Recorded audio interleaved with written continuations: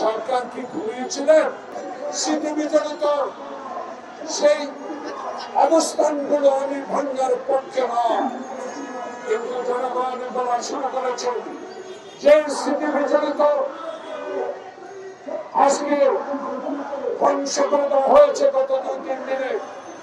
সেই স্মৃতি বিজড়িত বাসভবন থেকে যখন আয়না ঘর নির্মাণ করা হলো, সেই স্মৃতি বিজড়িত বাড়ি থেকে যখন খালেদা জিয়ার বাড়ি উচ্ছেদ করার কথা নির্দেশ দেওয়া হয়েছিল, সেই স্মৃতি বিজড়িত বাড়ি থেকে বিনা কারণে গ্রেপ্তার করে গুম করা হয়েছিল, সেই স্মৃতি বিজড়িত বাড়ির কথা বলেন।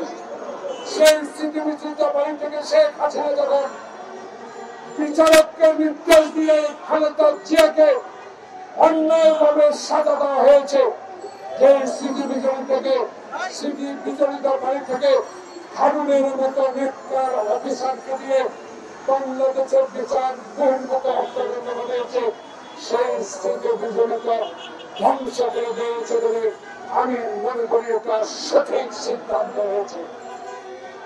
এমন স্মৃতি বিজড়িত বাসভবন আমরা চাই না, যেখান থেকে অন্যায় কাজ করা হয়।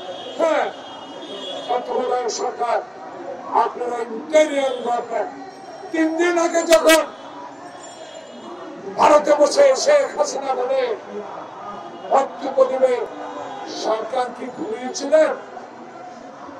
যারা আজকে ডেভিড হান্ট তৈরি করেছেন, শয়তান ধরা কর্মসূচি শুরু করেছেন, তাদের উদ্দেশ্যে বলতে চাই, আমরা তো আপনাদের সমর্থক।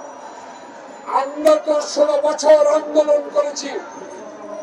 আমরা 16 বছরের আন্দোলন, তৃণমূল, আজকে ছাত্র বৈষম্য, আজকে আমাদের সমর্থন নিয়ে যে সরকারকে বিতাড়িত করেছে, যে শেখ হাসিনাকে বাংলাদেশ থেকে বিতাড়িত করতে পেরেছে, সেই বৈষম্য বিরোধী ছাত্র আন্দোলন আপনাদেরকে বলেছে কেন শেখ হাসিনার ভাষণ বিআরটিসির মতো প্রতিষ্ঠান থাকতে সেই ভাষণ বন্ধ করা হলো না।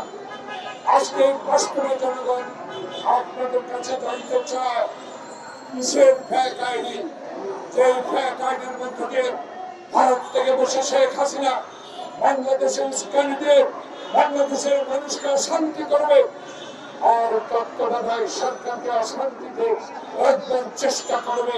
তাহলে ওই সরকারের ভিতর